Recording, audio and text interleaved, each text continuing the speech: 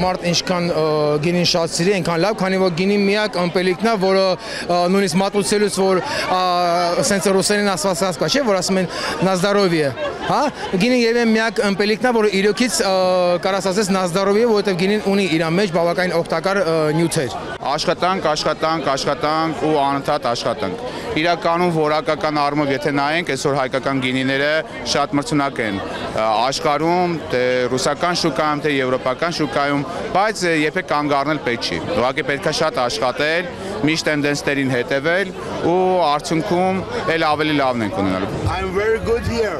It's very full energetic. It's very good. Very good. Супер, прям спасибо за то, что сделали такое событие. Действительно здорово. Вино отличное.